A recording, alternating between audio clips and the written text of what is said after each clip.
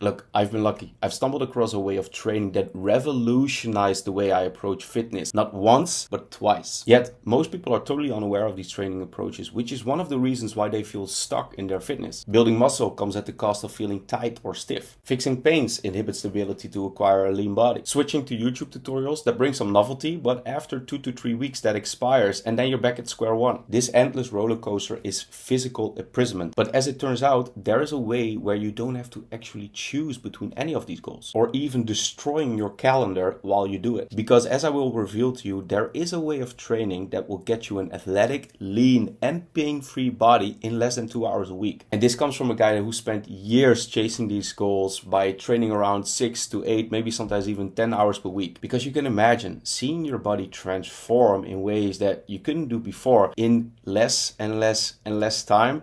Well, your motivation goes through the roof. So buckle up, because today I will be revealing the training method that has helped me and my client building all the strength, size, muscle, athleticism without any pains while getting their time back during the process. Now, before I reveal this extremely potent training method, make sure to hit that like and subscribe button, and then we'll dive in. But if training for 2 hours per week yields so much results, then why isn't the whole world adapting to this new training method? It's because of one big assumption in the fitness industry. The only way to get better results is if you train more. But if more training would lead to better results, that would basically mean that if we would just train for 3 to 4 hours per day, more times per week, let's say 6 days a week, for a shorter amount, 3 to 4 months, then everybody would be jacked, athletic and pain-free, right? Yet, I've not met a single person who has kids, who has a job, who has many responsibility that is able to put in that amount of time within that time frame and see those results. Well, frankly, because that's not how our physiology works. You cannot just magically impose extreme demands on the body expecting that it will meet those demands right away. Because if we look closely to our physiology, it comes down to one big principle. Now, when we train, we are stressing the body, which is a catabolic activity, meaning that it breaks down the body or organism. Now, when we rest or recover, we are repairing the body, and that is an anabolic activity, meaning that we're making the tissues that have been harmed stronger and repairing it so that it can meet the new demands that are imposed on the body.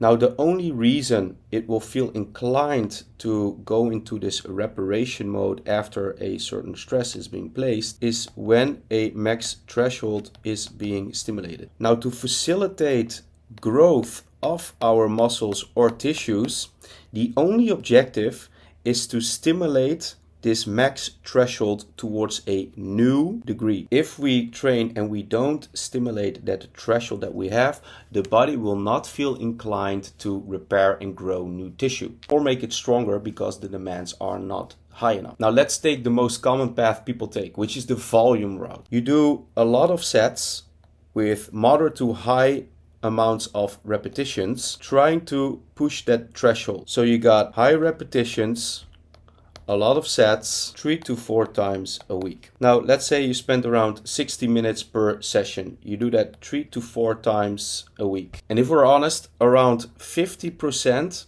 is actually I am pushing the needle kind of work. Now, let's also add 60 minutes of travel time per session. That is 120 minutes per session.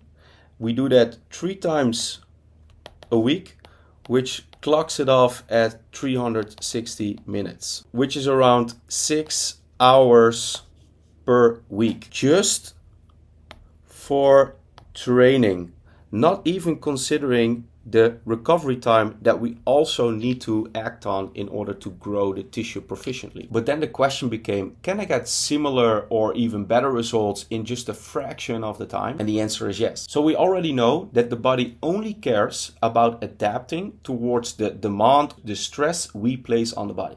It doesn't really care about how many sets, reps, sessions you do per week. It cares about that threshold is being stimulated. And this is why training with full intensity in shorter amounts of time is so powerful. Because when the stimulus is high, we recruit not just one muscle fiber, but all muscle fibers that are part of the muscle, we don't act on just one energy pathway, but on all energy pathways. When the intensity is high, our need for being focused and having all our attention present is also present, leaving us much more engaged. But it doesn't stop there. Which scenario would you feel more inclined to go all in on? A 10-minute session per week, or B, a 60-minute session per week? Well, for me, it's undoubtedly A. If I only have 10 minutes per week, I would want to squeeze every little molecule out of that session, almost like I'm in a do or die state. And here's what happens if you dial up the intensity. You become much more efficient, you become much more time effective, and you feel much more motivated for a longer period of time, giving you more results. Okay, so now you know why you want to shift gears from a volume to an intensity training approach. But how do you actually apply it on building that athletic and pain-free body? Now, if we really think about the core elements to build pain-free athleticism for the decades to come, there are only 3 pillars you need to have in place. You need to be able to rotate efficiently for all locomotive patterns like walking, sprinting, running, throwing, catching, brachiating. You need to have enough strength so that you can pull the limbs together so that you can actually move and meet the demands of life. And you want usable flexibility or mobility so that you can safely express your ranges of motion at the level of the joint. That's really it. And this is where most training programs miss the mark. They treat these components as separate entities requiring different training sessions, different training modalities, and overcomplicating these elements by throwing a lot of different exercises into the mix. But what we need to do is develop just enough strength and control in those 3 modalities and training them with max effort, max intensity, so that we're very time effective. For rotational movement, we focus on the spine with the coiling core, which helps us strengthen our rotational capacity of the spine. For strength, we focus on 6 patterns that cover the full range of motion of shoulder flexion and extension, and cover full range of motion for hip flexion and extension. And for mobility, we focus on 6 positions that cover the most restricted areas of the body. Now, before we dive into the pillars, I first want you to understand the following. To grow tissue on a session to session or week to week basis, there is only so much you can do.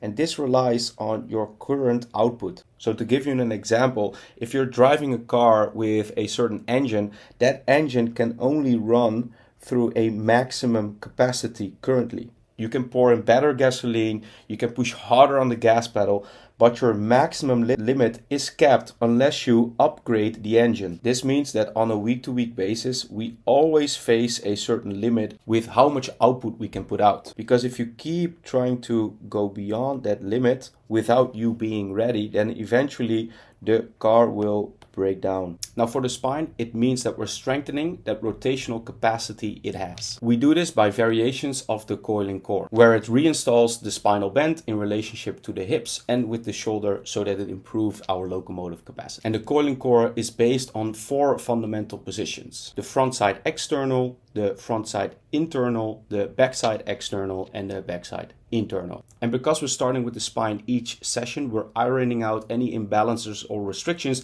that we might have or that can hold us back. Now with the strength pillar, we're not only trying to increase the size of our muscles, we're also trying to densify our muscles so that we can exert a ridiculous amount of force in numerous of ways. And what I found is that machines don't really teach you that, but how you're using your own body weight in relation to gravity does. And this starts by embedding the basics. 6 patterns divided over 3 days. We got upper body horizontal pushing and pulling, we got upper body vertical pushing and pulling, and we got our posterior and anterior side of the legs. Now the key difference from traditional training is that we're here manipulating the position of the body to create more or less resistance depending on our levels of strength. So every repetition almost feels like you're doing 10 repetitions in one. And with the mobility pillar, what we're trying to focus on is strengthening our connective tissue at end range of motion. And here we prioritize 2 positions that we feel the most restricted in, and then we use load or weight weights as tissue educator, because nobody wants to improve 2.656 degree of a specific joint angle. No, you want to address specific restrictions when the body is positioned as one unit. Now, to know which 2 of the 6 mobility positions you want to include in your program, you want to perform a assessment. Now, I've created an assessment that helps my clients screen and assess themselves based on these positions, and also have them have an outcome that shows them which positions they should go for. Now, I also made this available for you, so you can check out the first link in the description below, download it by yourself, and once you completed it, it will give you the first level of a progression so that you can start working on your usable flexibility or mobility. Now, let's put it all together into a practical plan. Now, on day 1, you got spine, you got horizontal push and pull, and you got a mobility focus. You again address the spine, you got legs, anterior and posterior, and you leave the mobility for as is. Day 3, you got another spine where you address vertical, pushing and pulling, and again you have another mobility focus. Now, if you want, you can also do a mobility focus session here. You should be completing this in 2 hours per week. 5 minutes, 15 minutes, 15 minutes. Short and sweet, in and out. Now, the number one mistake I see people make is that they still are relying too much on the volume approach. So they think this can be enough, and they add unnecessary amounts of volume, defeating the purpose of intensity training. So whatever you do, try to focus on increasing the intensity. And if you want a structured breakdown of the 3 pillars, you can find out the other videos on my channel where I really go into depth on how to increase the intensity per pattern, per pillar. Now, the question isn't whether it works, because I've noticed it on myself and the dozens of clients I work with. The question is whether you will apply it, because most people will continue following the conventional wisdom. Train each muscle group multiple times per week with a lot of volume, focusing on volume over intensity, separating strength from mobility, from more athletic pursuits, and therefore falling into the time-trapped nightmare. But now you know that there is a much more efficient path where you can incorporate strength, flexibility, mobility, and address rotational movement all in one in just under 2 hours a week. Try implementing this protocol for just a week. Let me know how it goes. Now, if you want to fast track and implement this approach in a strategic way, you can hit me up in one of the links via the description below and check out the full system and how it works for you. Now, if you want more videos of this, like and subscribe, and I'll check you in the next one.